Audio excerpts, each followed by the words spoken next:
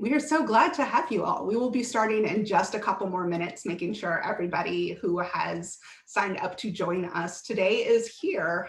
So it'll just be a couple more minutes and then we will officially get going. But now we know you're listening. So now we'll be so excited. Yay! Yes, and yeah, as you all can see, the chat is already open, so you are welcome to use the chat. And you are also welcome to drop questions in the Q&A box at the bottom of the screen, all of our attendees. We will be doing a Q&A portion towards the end of the panel. And so any of your questions in the Q&A that we haven't gone over already and have time for towards the end of the panel, we will make sure to cover. So that's where you want to drop those questions. That's funny. Someone has my same name. What? Is there another Audrey Williams? I'm confused, sorry.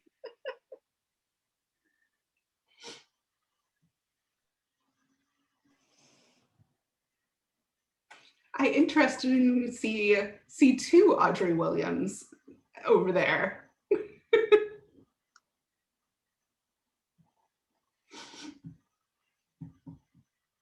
Yeah, just noting.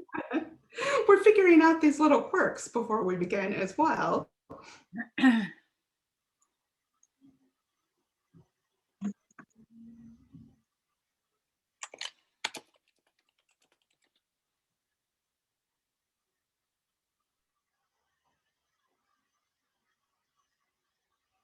Yep, we've got Dira.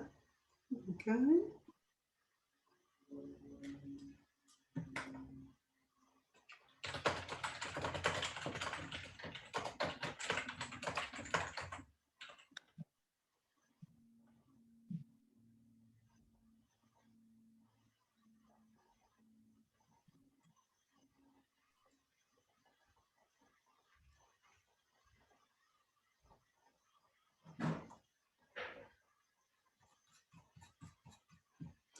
Okay.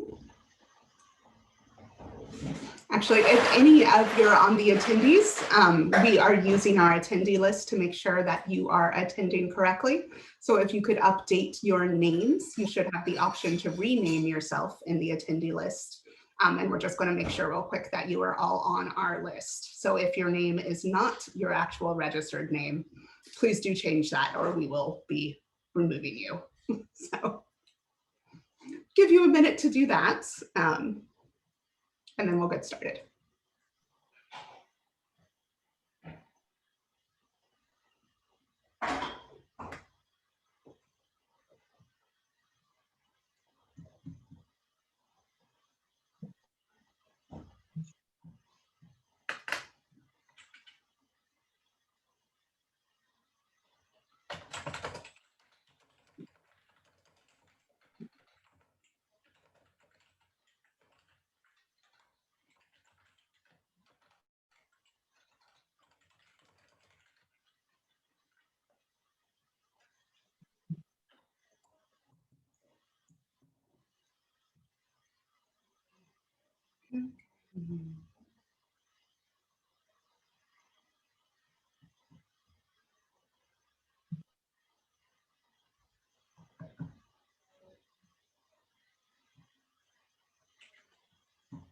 Just another minute, everyone. Just figuring something out.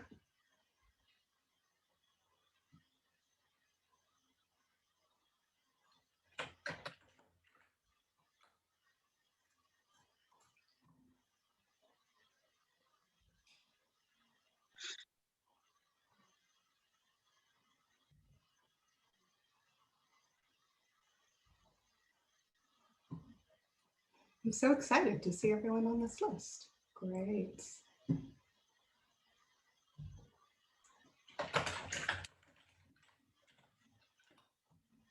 All right, it's time.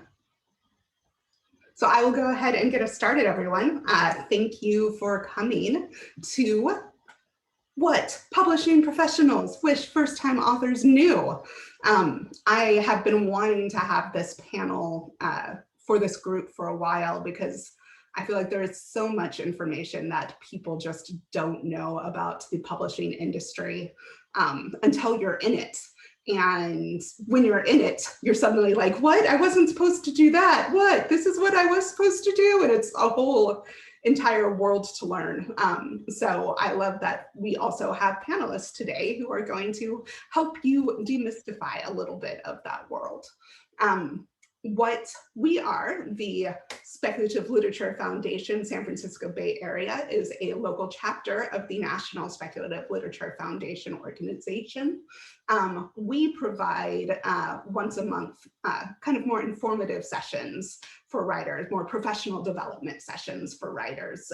We have done panels like this. We have done and will be doing more expert talks on particular subjects that are of interest to authors.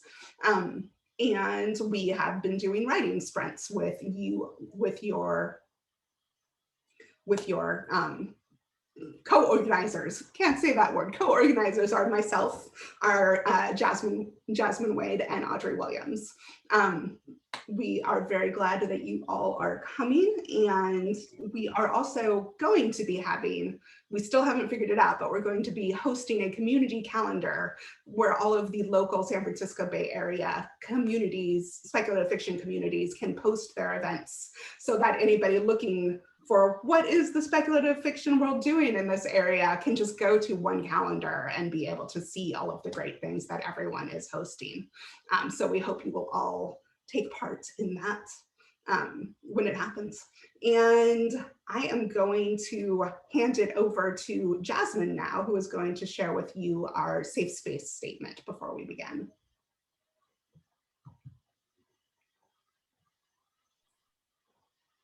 Hi, everybody. Can everyone hear me okay? Can I get like a thumbs up from my, okay, perfect. So I'm just gonna real quick go through our community agreements. If you've been at an event with us before, then this is gonna sound very familiar to you. For those of you who are new, then it'll be new. We'd like to share our commitment to inclusive community for the SFBA SLF meetings. And this statement is adapted from one of our local community nonprofit partners, Nomadic Press. We intend for SF Bay Area SLF to be an inclusive space for those who have been historically silenced and marginalized. There is no room for racism, misogyny, homophobia, or transphobia here, whether in the context of one's readings or in the context of one's interactions with members of this community. We will protect the safety of this space by muting and removing any participant if we feel they have violated these guidelines. And we encourage community members to come to us, whether via chat or contacting us outside of these meetings if someone feels these guidelines have been violated outside of this session. We are a community, and we will work together to ensure that the safety of our most vulnerable members is prioritized above all else. And with that, I'm gonna pass the baton to Audrey. She's gonna give us a little announcement and then get us started. Thank you, Jasmine. Hey, everybody. Thanks again for joining. So Jasmine and I co-founded last year a community-based nonprofit called Ancestral Futures. And we work to connect emerging writers and authors with resources that they might need. So one of the things I just wanted to shout out that we're doing right now, at the end of last year, we piloted a mentorship program in conjunction with James Beeman and a group of folks at the Codex writing community who volunteered to be mentors. So just want to let you all know, if you are or if you know any BIPOC writers, emerging meaning less than 3 publication credits to your name, if you're interested in being mentored by a professionally published author, please get in touch with us, and Jasmine will drop the email into the chat. So we successfully piloted the 3-month program the end of last year, and we're getting ready to do a round 2 that'll be in the middle of April. So we hope to hear from folks that want to be involved. And that said, now we're going to transition over into introducing our panelists. So we're going to actually sort of mimic the publication, sort of the cycle of publications. So we are going to begin with the writer, author on our panel, Angela Dalton, who Let me pull up your bio. Angela Dalton is an author of children's literature. She self-published her award-winning picture book, If You Look Up to the Sky, in 2018. Her forthcoming books include Ruby's Reunion Day Dinner, coming out on HarperCollins this year, 2021, and To Boldly Go, How Nichelle Nichols and Star Trek Helped Civil Rights, also HarperCollins 2023. So definitely look out for that one. And I will turn it over to Angela. Thank you so much for having me. I'm going to assume you can hear me. Okay, good. Thank you so much for having me. This is a wonderful group. I am so happy when I see discussions like this, because even though this particular panel discussion is titled, what publishers or editors wished that writers knew, I can come at it as far as like what I wish I knew as a first-time writer before I got on this journey. And it's been an interesting journey so far. And so I'm always really inspired when I see these types of conversations, because they're so important in terms of there's no one way of getting into publishing. There are so many different paths, and there's so many different, experiences that we all have. And so it's important to share your experience as much as you can, and have, these talks and sharing of knowledge. So I'm so happy to be here. I can speak from, both the self-publishing side. As Audrey mentioned, I self-published my first picture book. And now I'm moving more into the traditional publishing world. So I've gone through, so many different pieces of the process, from, starting out and not knowing what to do, and, just feeling like, I've got this story that I want to put into the world, to learning how to speak to book publishers and how to speak to agents, and then how to speak to booksellers. So I'm really glad to be a part of this conversation. One of the things that the organizers had asked is, can we share some tips right off the top of what we would love to kind of bestow upon new writers? And so I had a couple. I have to actually give some shout outs to my critique group, the Manzanita Women's Writers Group, because they really helped me to identify kind of like what I wanted to be like the most important nugget of my advice, my tips. And I think first and foremost is that it's really important that you use yourself as a writer. And what I mean by that is really understanding what your strengths and what your challenges are, because no writer is great at everything. Nobody is great at everything. You have your strengths, and you should play to those strengths. And I think that's going to be important for you to know when you start, venturing into the, publishing, especially the traditional publishing world, of finding an agent, or, selling your manuscript to editors at publishing houses. Because just like there's not one publishing path, there's also not one agent. There's no one-stop shop agent. There's no one-stop shop editing house or publishing house. And so it's really important that things like, how much are you willing to bend if you're going the traditional publishing route? Because it's important to understand that, when you're, and I also want to make sure that I say this out loud too.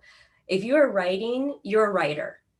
Getting into publishing does not make you a writer. There's no switch that flips that just because you have an agent now, or you've got a book deal, that you're a writer. If you're sitting down writing and you're producing work and you're telling stories, you are a writer. So let's get that established right now.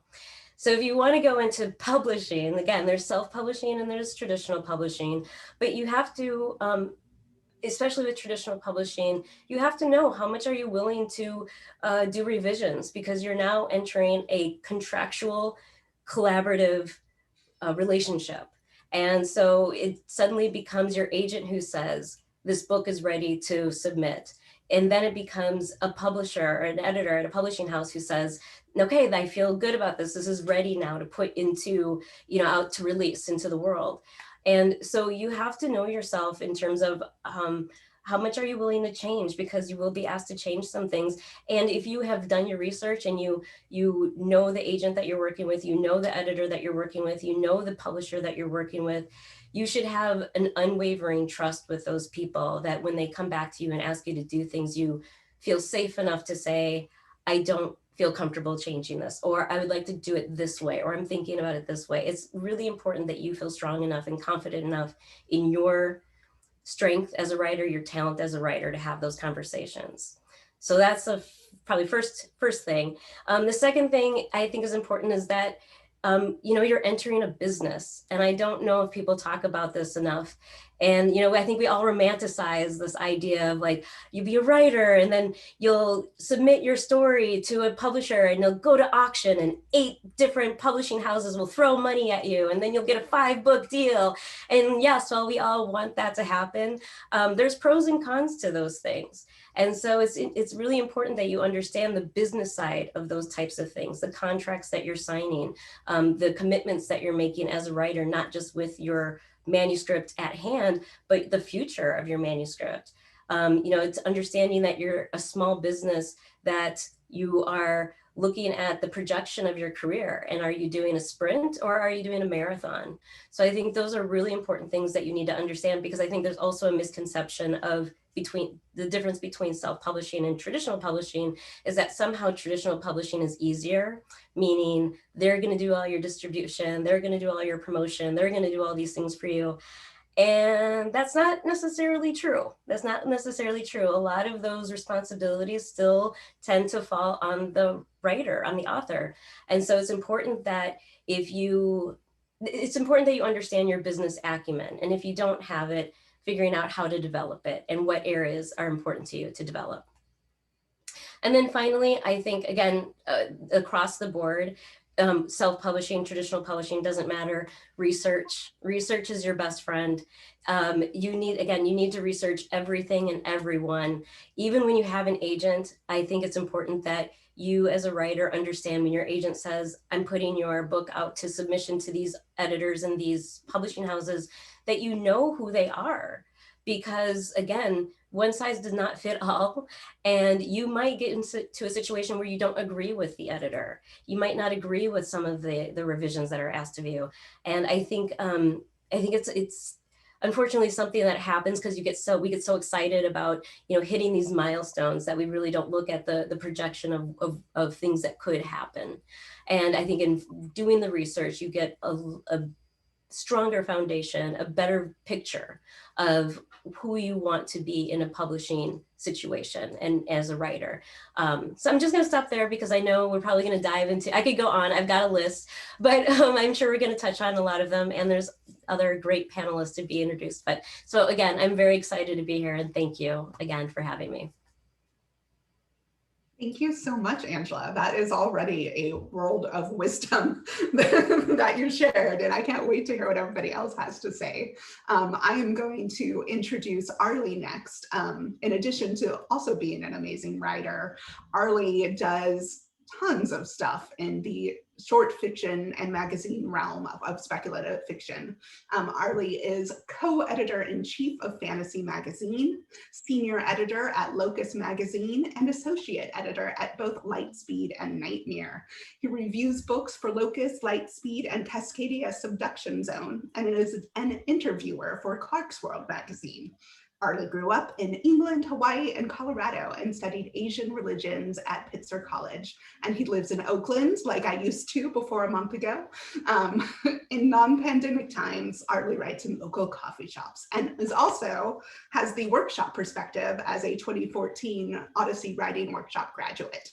So Arlie, the floor is yours to tell us what you wish first-time authors knew about the publication process. Thank you so much, Becca. I appreciate it. So my first thing is going to be write courageously about the things which are most important to you. I interview a lot of authors. I can't tell you how many times people had to write that thing that didn't exist before, and they wanted it to exist. So they made it exist and they got a book deal or they published it or whatever. So whatever those things that are important to you to say in your writing, be courageous and say those things.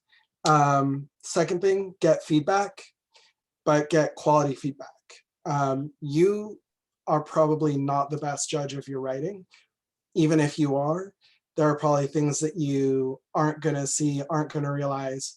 You need somebody else to help you think about the way that they see your writing. But who that person is, who those people are, makes a huge difference. You need to get the feedback that is right for you.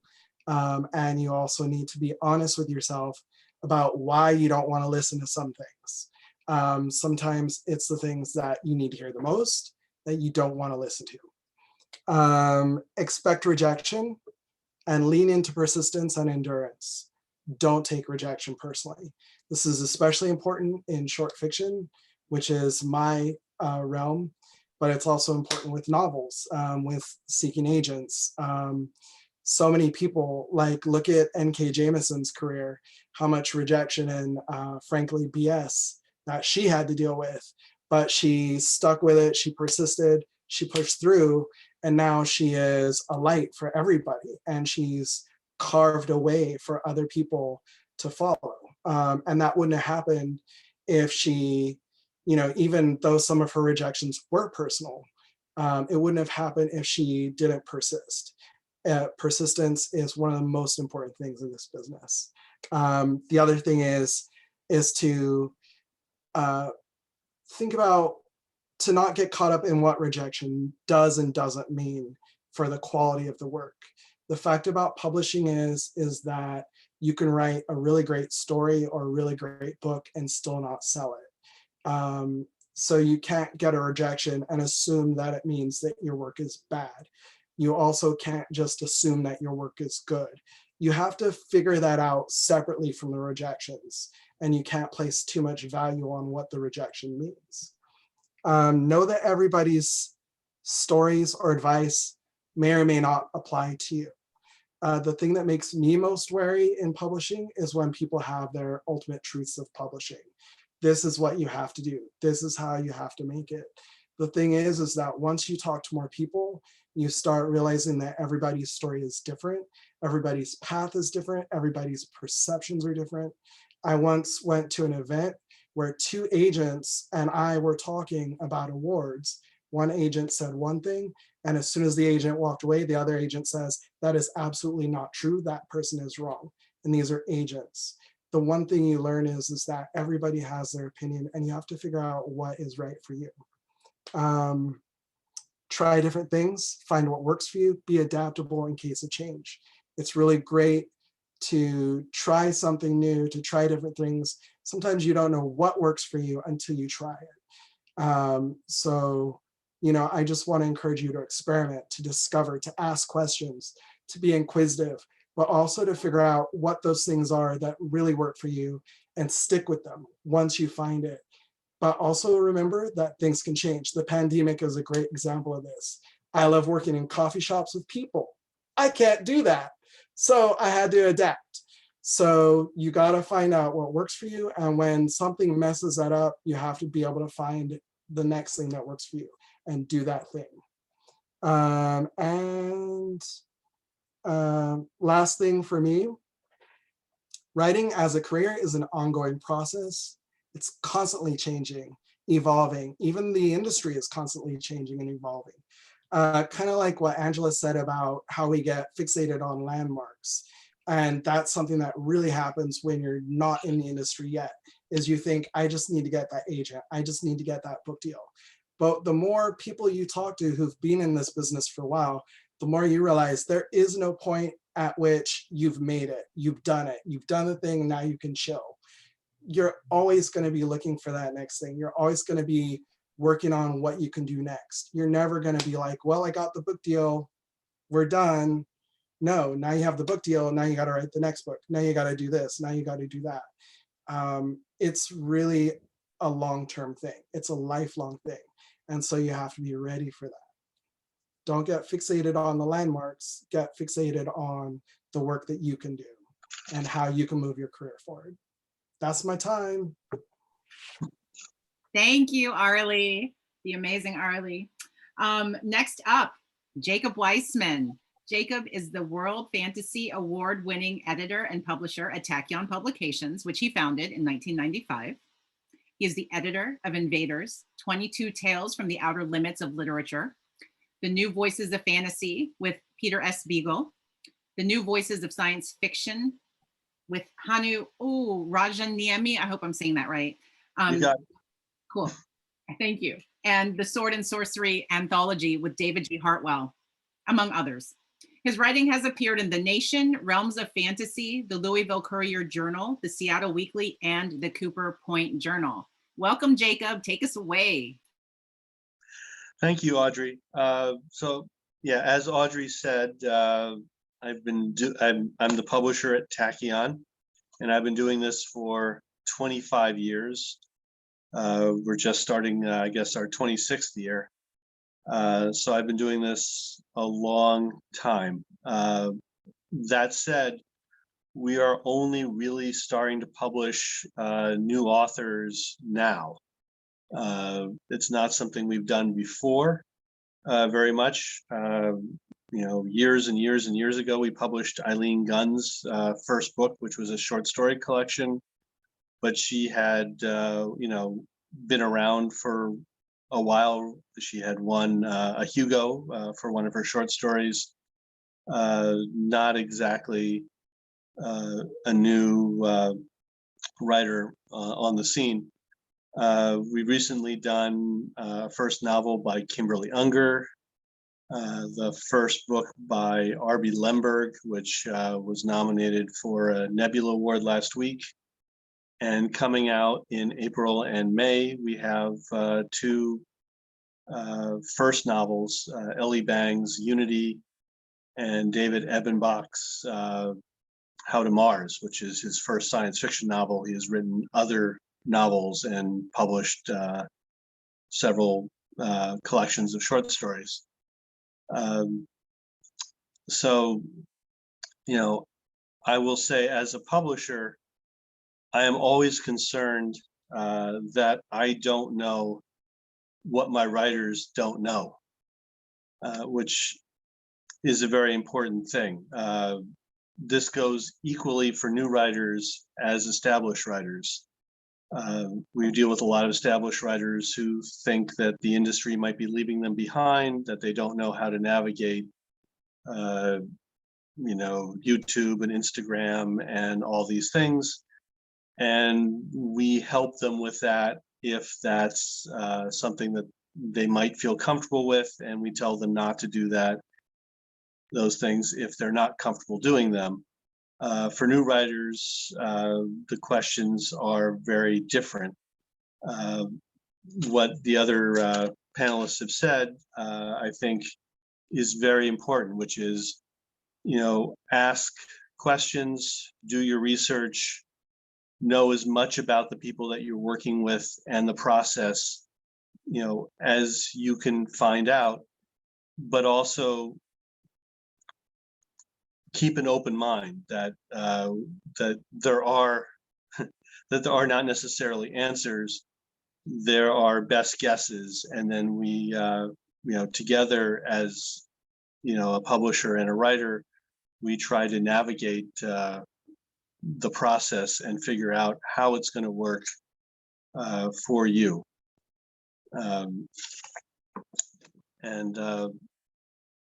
Yeah, I think that will do it for now. We'll see what questions come up.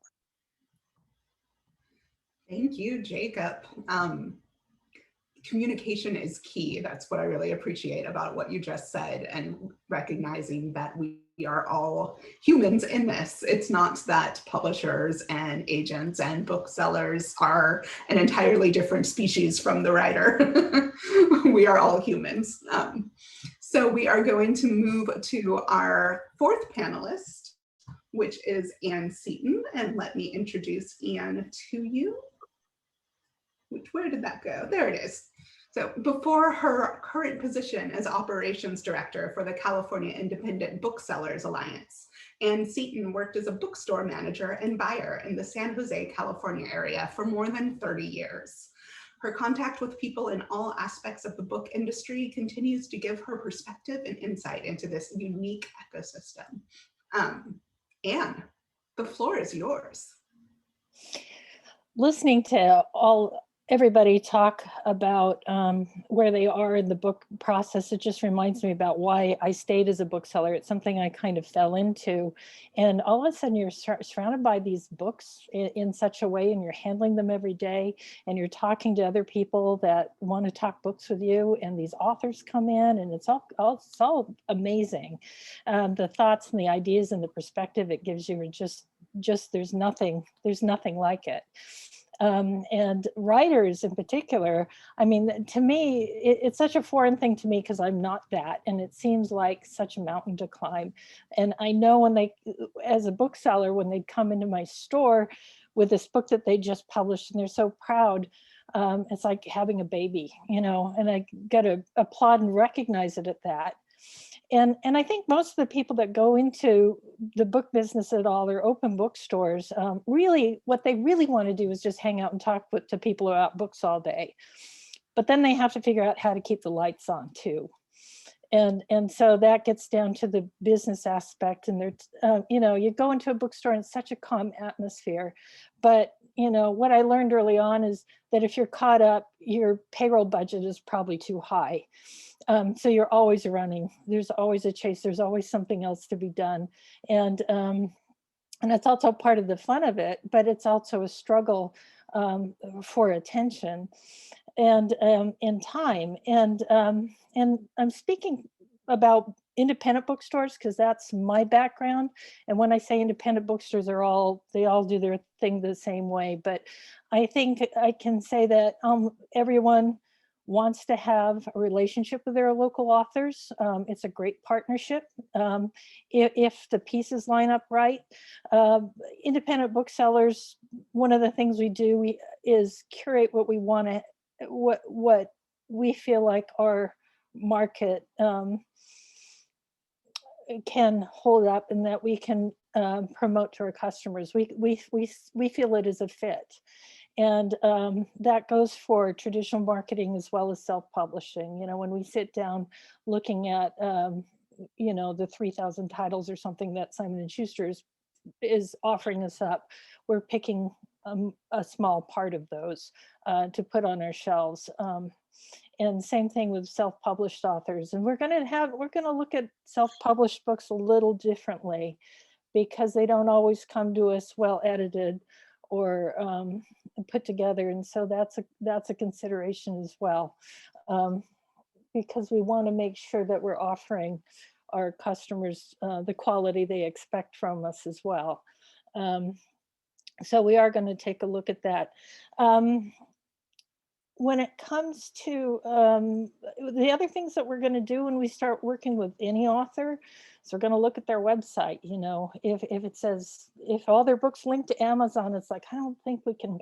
The same goes true for the job I'm in now. It's like, if all, you know, we represent, I come from independent bookstores, we represent independent bookstores. And if you don't at least have a bookshop.org or an IndieBound link on it, maybe you even have your local bookstore's link on it. That all works for us, but not to just have it an Amazon link. That's, you know, we even had an author once. He's a very good friend of ours and still is. You know, we were hosting an event by him and happened to be a friend of his on Facebook. And he's like, yeah, I'm having an event at this store at this time. Come and buy my books. And he drops an Amazon link in there.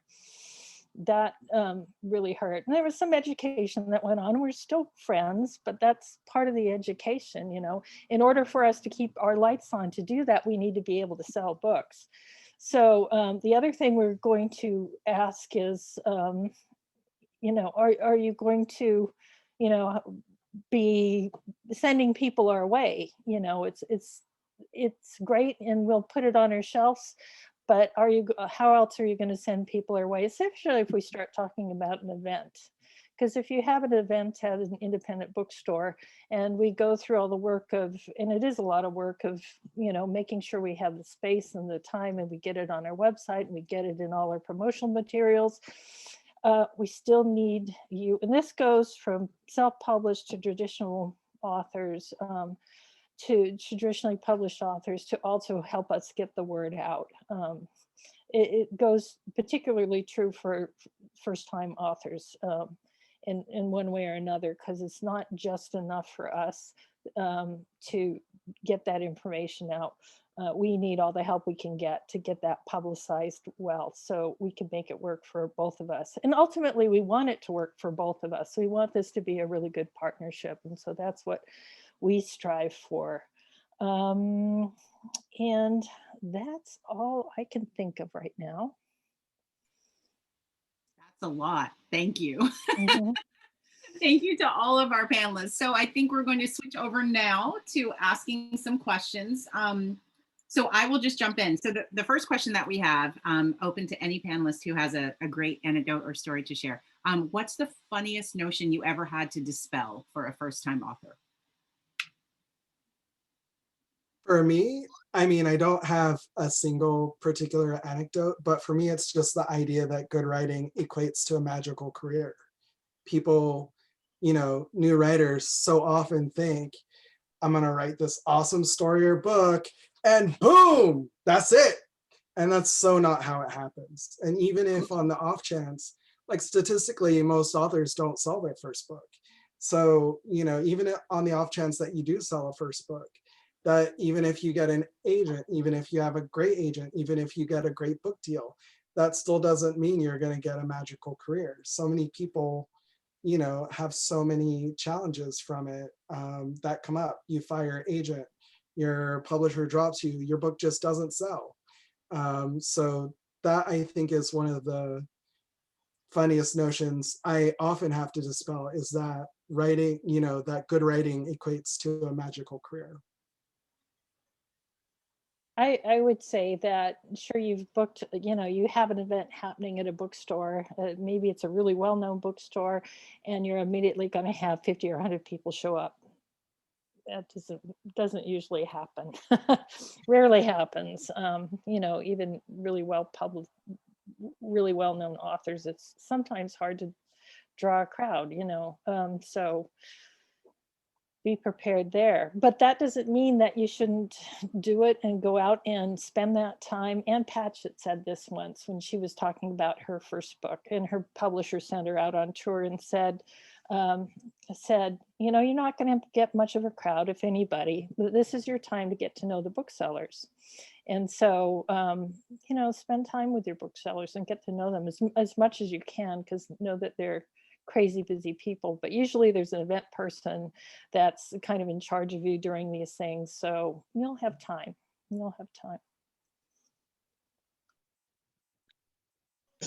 I think one of the things that I find very, very odd, and I've heard this from many people, is the idea that you can game the Amazon algorithms in a beneficial way, that you get all your friends together and you buy all of your books from Amazon on the same day, right after the launch, and that, your ranking is going to go up, and then your book will be easier to find in the search engines, and that you will then sell lots and lots of copies through this process, where it's true, you will get a little tiny spike in your number, and then it usually just disappears.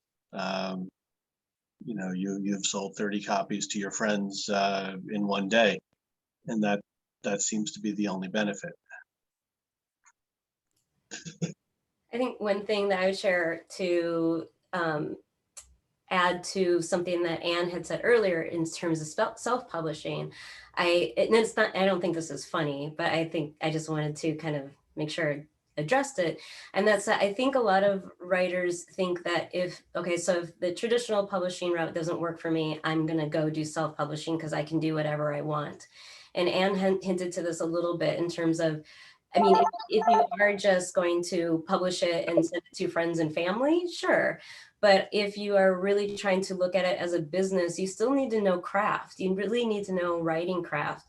What Arlie said, it's important that you have somebody looking at your work that is being honest about the quality of the work, the storytelling that your storytelling abilities.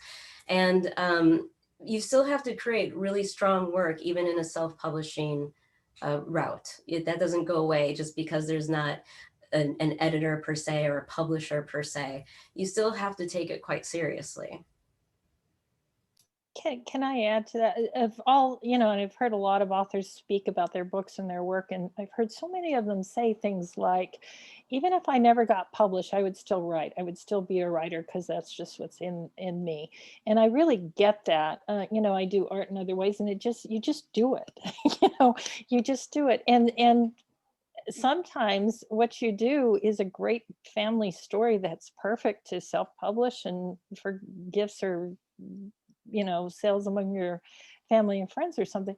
There's so many reasons to self-publish. And then there's, and I've seen like Angela, does this fabulous self-published book and goes on. And sometimes you just got to find your lane and what works for you, basically. All right, next question.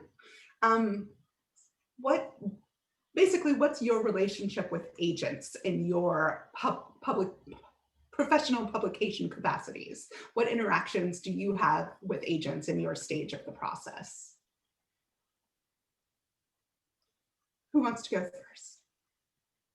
I guess I can do that because I work with agents all the time. Most of our authors are agented. In our guidelines, we ask, for agented submissions only.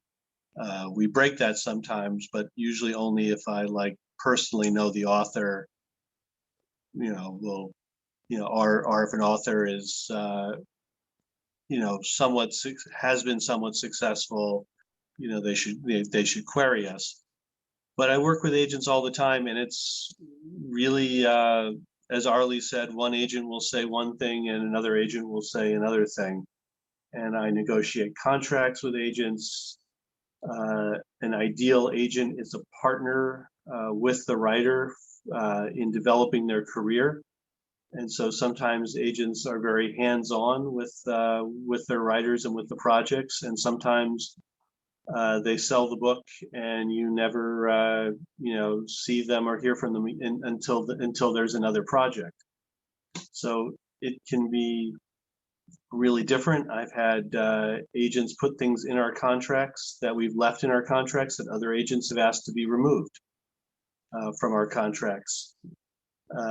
So sometimes the agent is just there as the sort of protector of the author. They work on the contract, and if there's a problem with the writer and between the writer and the publisher, they can be the avenue of last resort. If the author feels they're not getting what they need from their publisher, the agent can step in.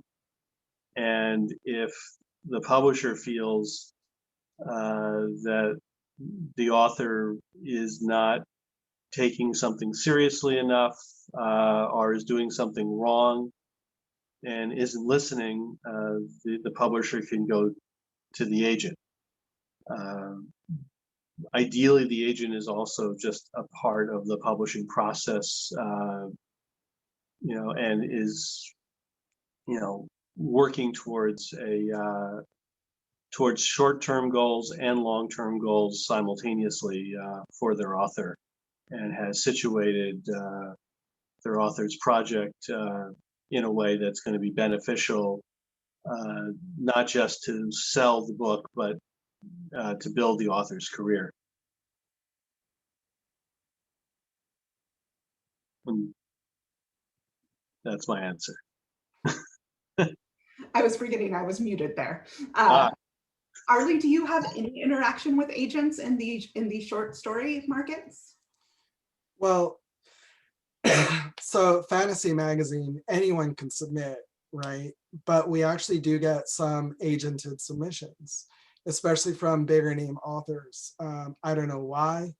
I don't know how it works on their end.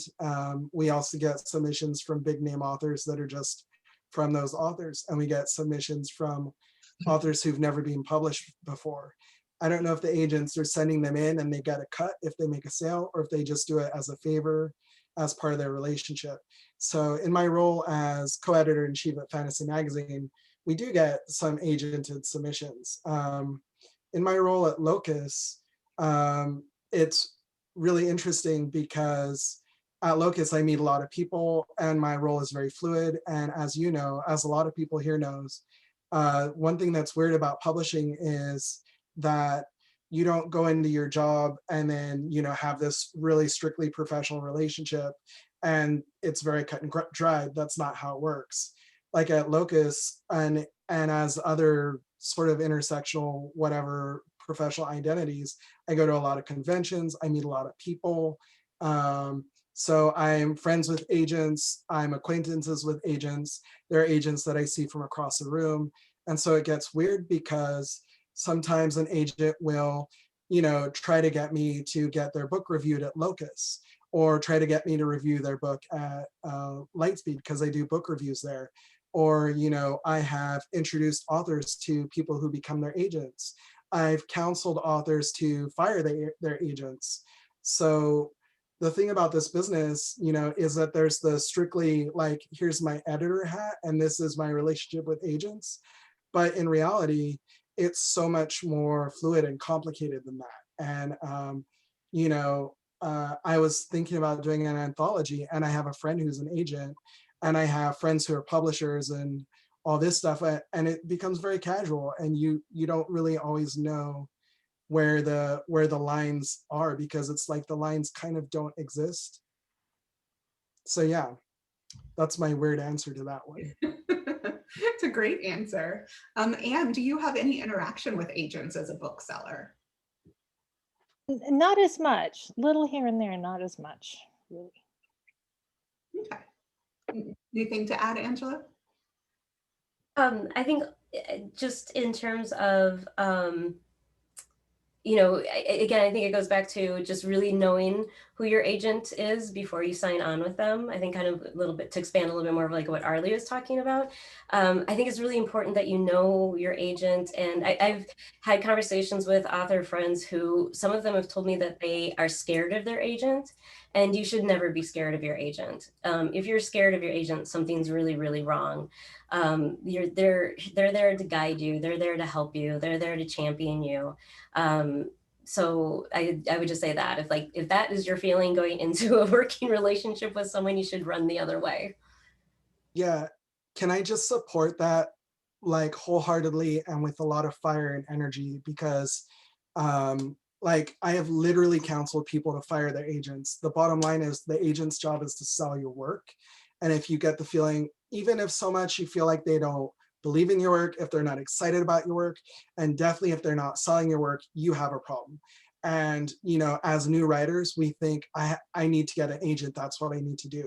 And so people get really scared about, you know, firing their agent, finding the right agent. They think that if an agent makes them an offer, they have to take it, that this is their one shot, and that is not how it works. So I just want to 100%, you know, get behind what Angela is saying, and, you know, you're the author. You have to make sure that you have the right person and that they're really working for you. Well, and we said earlier, do your research before you sign with the agent. You know, find out as much as you can about them, but you can also, you know, it's really easy to figure out who that agent represents. You should, you know, you can contact the other authors directly and say, what is your experience? They will tell you.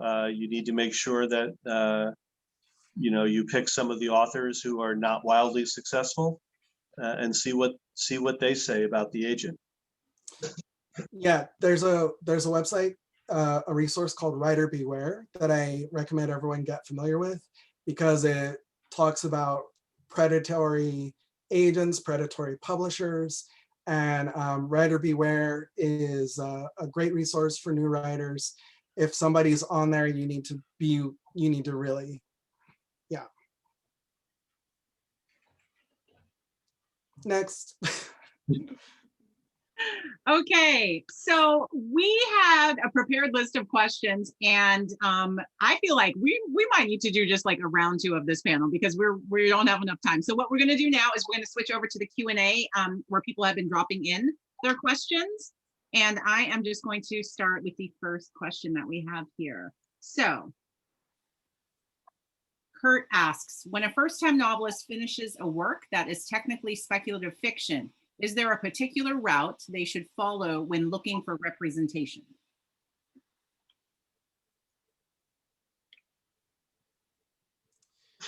There are a lot of different resources. Some of them are on my links page. There's also SIFWA, but I mean, kind of what Angela said, what Jacob said, the route is really to do your research. A lot of agents will talk about what they want on their websites. There's also Locus, which runs sales announcements. So that can be a really good resource to see which agents are actually selling work and which are not selling work. So research is the first step in finding representation. I recommend making a list, you know, of your top 10 or so and your extended 30 or so. And you need to develop the skills to write query letters and develop pitches, which are completely different writing styles, essentially. If you have your book, you have to be able to condense it into different lengths. If you're able to go to conventions, if that is an option for you, sometimes people meet agents at conventions, not always. It really depends. Everybody's path is different. There are pitch sessions, which I personally I'm skeptical about, but I actually have a friend who met their agent at a pitch session indirectly, but not through doing the pitch session. I'm always skeptical about spending money to get X, especially when you can just send in your manuscript or meet them at a convention bar or something. But do what is right for you. But yeah, develop those skills to write those pitches and query letters, make your list, and don't give up. A lot of people will not land their top preferred agents. So kind of like what I was saying about persistence. If you don't land your top preferred agent, keep going and just don't give up. I'll move on to the next question. I think that's really good advice that sums up agents, and because we don't have agents here, I'll move on. But I also want to agree that I'm quite skeptical of pay to play events in publishing as well. How much travel, social media engagement, or like personal marketing do publishers, and I'll add booksellers when you have an event scheduled for an author, expect from writers?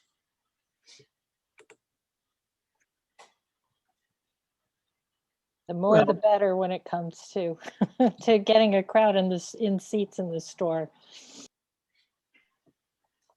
I think it really depends on the publisher that you're working with or the editor that you're working with. The one thing to keep in mind, you know, kind of like the juxtaposition of what Anne was saying about booksellers and shelf space and only being able to focus on so much or be able to have a certain, you know, inventory. The same is true for a publisher. You know, there's so many books that they acquire during a year, and there, I mean, it's almost a little kind of like Wizard of Oz behind the curtain. Like, you don't know exactly how certain books get more promotion or more attention than others, but there are those pieces of it too. So there are just some authors who are going to get more assistance from their publisher than a first-time author. I mean, really, they're going to look at track record. I mean, they're going to look at how many books you have, how many you've sold, things like that. So there's no definitive answer on that, because it really depends on, again, the publisher, your book, how it's being received. I mean, there's some books that haven't even come out yet. I think the Firekeeper's Daughter, it's a YA novel that is just getting a lot of press right now, and I don't think it comes out until November, but it's already gotten, you know, it's getting a movie deal with the Obamas, like all this kind of stuff. Why that got catapulted or why that got amplified, I have no idea. But it really kind of, there's a mix, there's some formula, you know, behind the scenes that will really dictate how much assistance you get in terms of travel and promotion and things like that.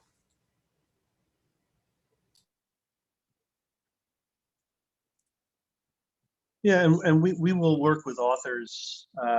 You know, I mean, our budget is tiny. We're not a big publisher. We can't send the author to to do a West Coast tour or an East Coast tour, but we're happy to work with the author to figure out you know, what they're comfortable doing, where they might be anyway, from their hometown to, you know, they're going to visit you know, they're going to visit their parents over, you know, over Easter week or whatever it is, and we will, you know, if there are going to be traveling, we will try to set up book events that will, you know, coincide with their normal travel. As a bookseller, oh, were you finished? You had more? Yeah, no, go ahead, please. Okay. As a bookseller too, when it comes to publishers touring authors, we rely heavily on the publishers and publicists to understand their authors and know who can do this well and to their advantage, because it's not everybody's cup of tea either. And there are other ways to go about this. But we really rely on publishers for that. And it's very often a nice thing if you can pair writers up with other writers so that, you know, a new writer in particular is not shouldering the burden of trying to bring everyone in to see them right off the bat, that we can, you know, create a bigger event out of their event.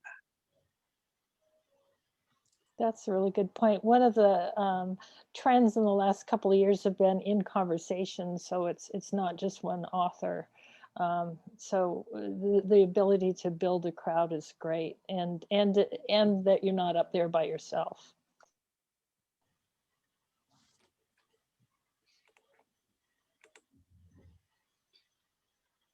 Okay, we'll move on to the next question. So I wanted to ask a question about the short story market specifically. So Arlie, looking at you, an attendee has asked, how much will a few grammatical errors hurt you? Do short story markets do any editing if a story is just short of perfect for that specific issue or publication? Okay, so I want to be clear before I answer in that I run one market and I have worked at a couple other markets, and every editor is going to feel differently about this. So I'm going to give you the answer that applies to me and that I think applies to a number of people, but it can't be seen as universal specifically. So personally, I feel like grammatical errors, the impact that they have will depend on my feeling about the manuscript. If it feels like it was just sloppy versus sometimes there are just typos and you don't notice. Those two things are very different for me personally. At the end of the day, if I love the story, I love the story. And a few grammatical errors are not going to matter, especially because I am very proactive in wanting to publish different voices, different perspectives, different backgrounds. People have different grammar, they have different ways of speaking. I grew up code switching. The way that my mom speaks is very different from the way that my dad speaks. If someone, you know, who speaks the way that my mom speaks or spoke, sent in a story written in that style, and that was a true way of their speaking and culture, it would look very differently from my dad's, you know, way of speaking. And I would love it if it's a great story, and I would 100% publish it in that way, even though it's not Chicago Manual of Style. So for me, you know, the main thing is the story. Is the story awesome? Is it saying something? Is it doing what it's meant to do? In terms of edits, it varies author to author. I have a story where I sent out a conditional acceptance. I told the author that I like the story except the ending. If they would be willing to change the ending, then I'd be down to buy the story. I helped them work on a new ending. We ended up buying the story and publishing it. But in most cases, edits are very light, and they really depend on the author and what they're trying to do. And I try very hard to, personally, I try very hard to respect their voice, their intent. I will make suggestions, and I will try to be very clear that these are suggested edits. And at the end of the day, it's their decision if they want to change it.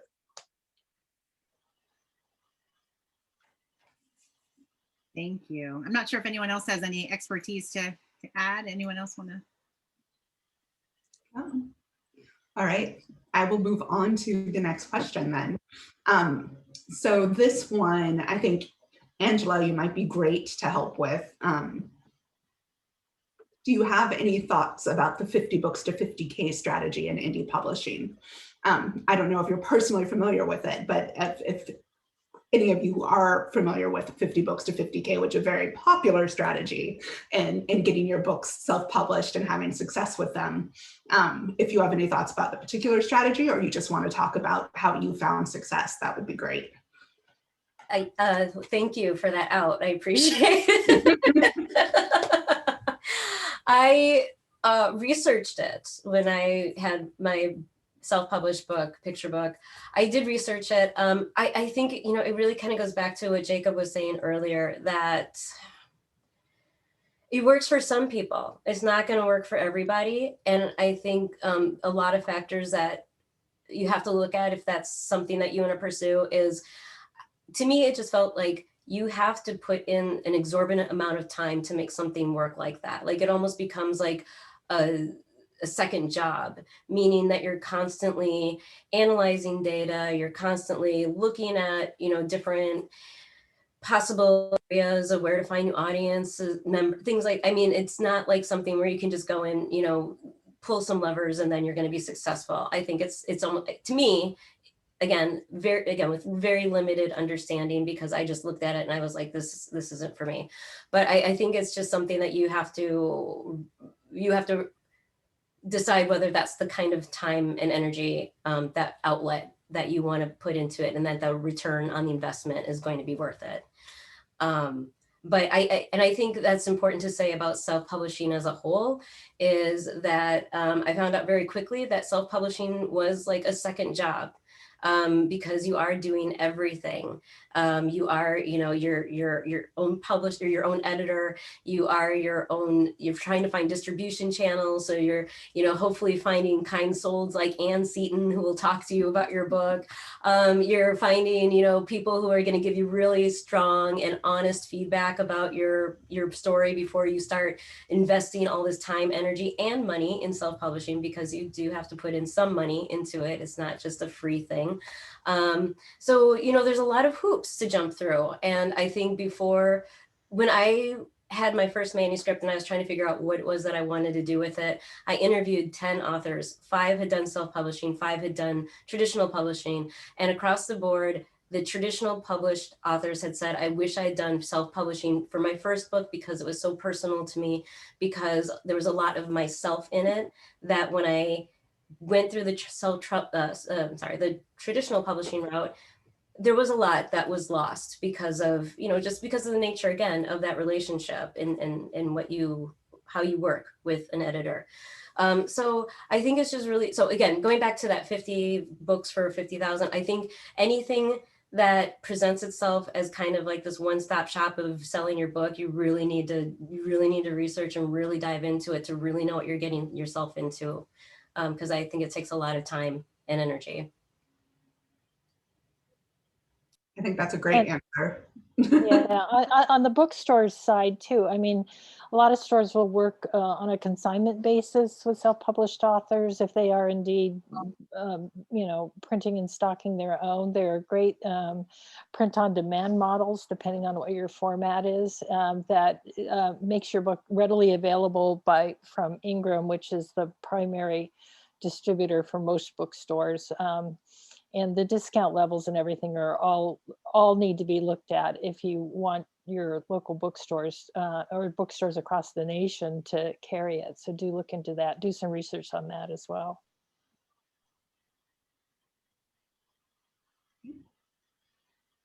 Next question, Audrey. Hey, so we have a question here. How much do writers have to sweat the brand building process? Is there an optimal balance between letting the writing do the work on one hand, and on the other hand, sweating your nom de plume, building social media account, etc.? It seems like former should drive the latter. And we've had sort of like a few questions, I feel like, around author platform and like, what does that mean? And I know, Jacob, you mentioned that you're more than willing to help your authors, you know, if they express interest in, oh, I would like to start an Instagram. But I personally have often wondered this too, is how many followers is enough? Like, what is author platform really, where does that come in and what does that look like for you? Well, I mean, I think, I mean, there's a couple of different things there, right? So, I mean, there are these platforms, and the idea is that if you have a tremendous number of followers on Facebook or Instagram or something, that you're going to bring that to the book. And that sometimes happens, sometimes that doesn't happen.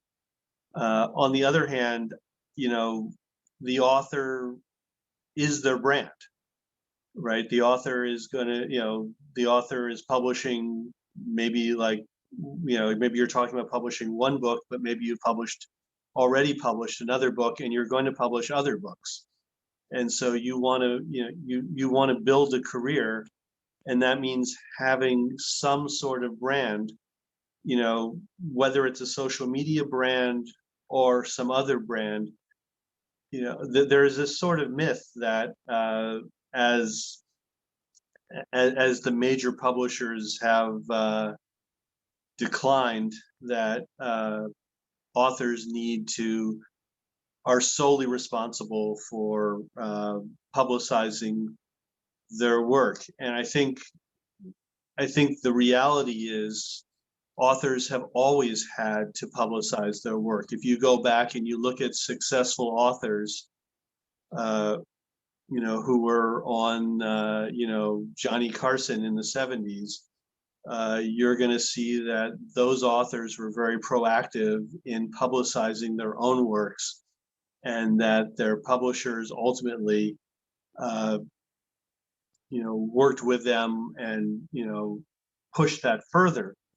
But I think authors have always been responsible for, you know, I mean, what is a book by them? What does that represent? What is that going to be like?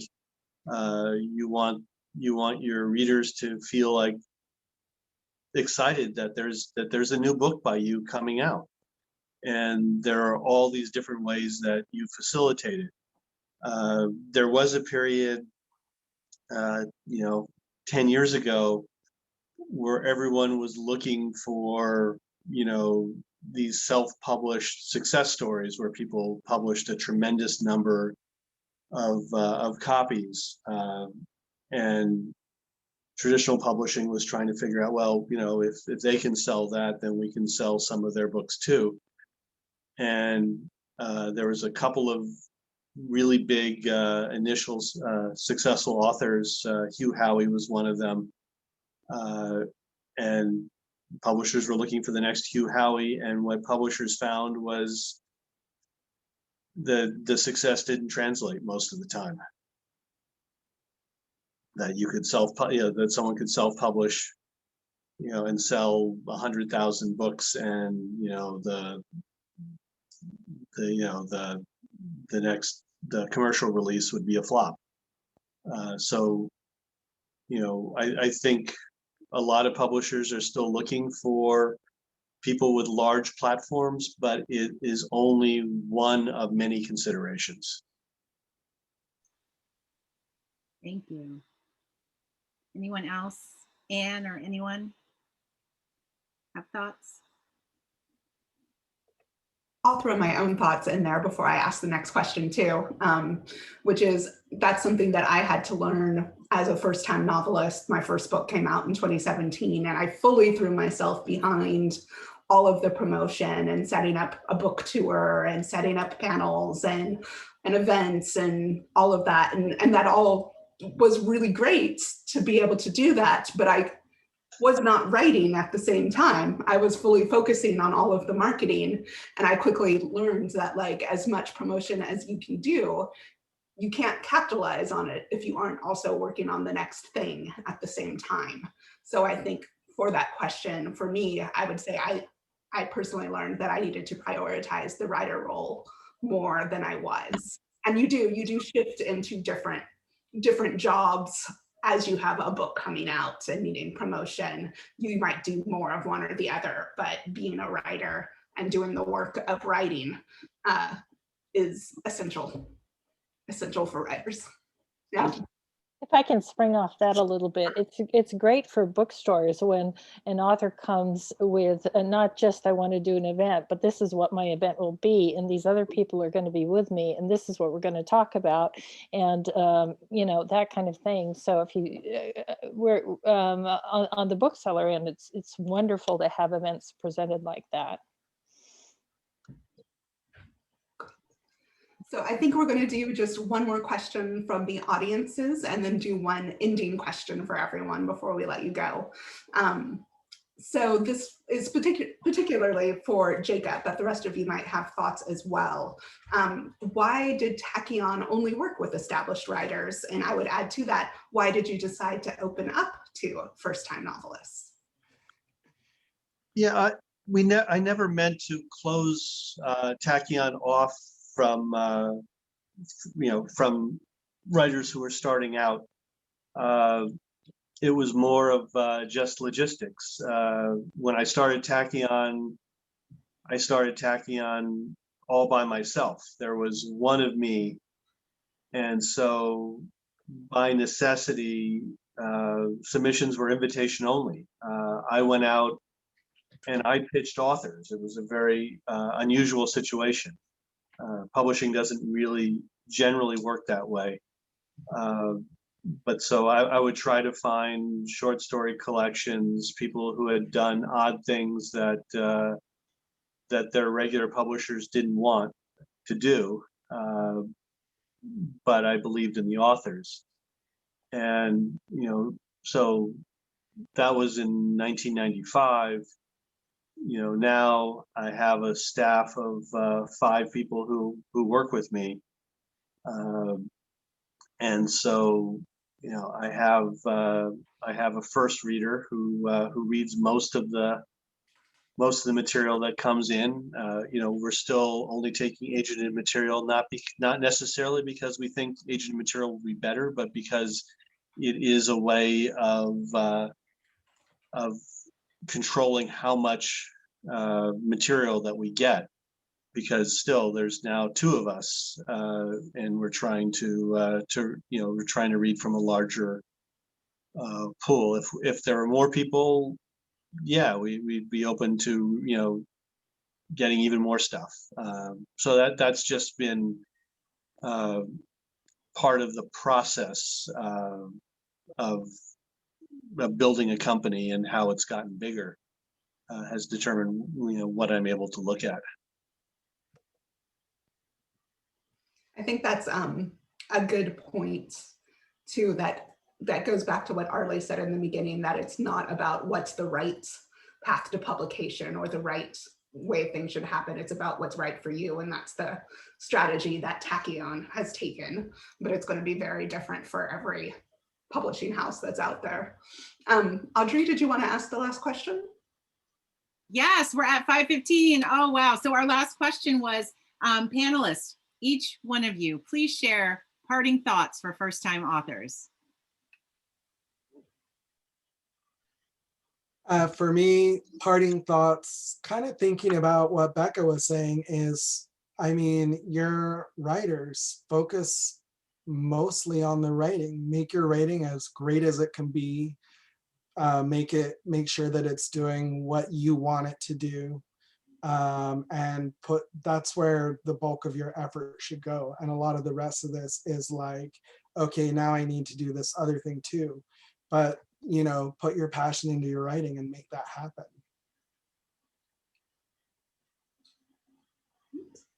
How about Angela?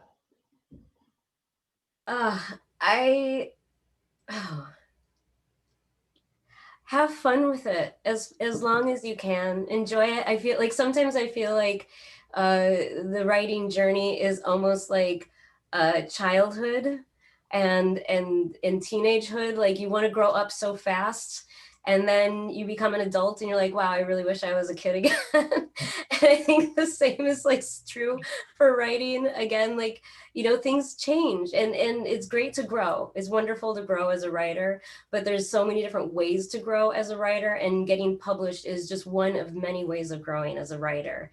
So whatever you can do to hold on, to keep it fun, to keep it something that is meaningful to you, going back to what Arlie said, like, you know, writing, taking chances, taking risks as much as you can in your writing is so important, because that again is determining who you are as a writer, whether that's your brand or whether your voice or your genre, whatever.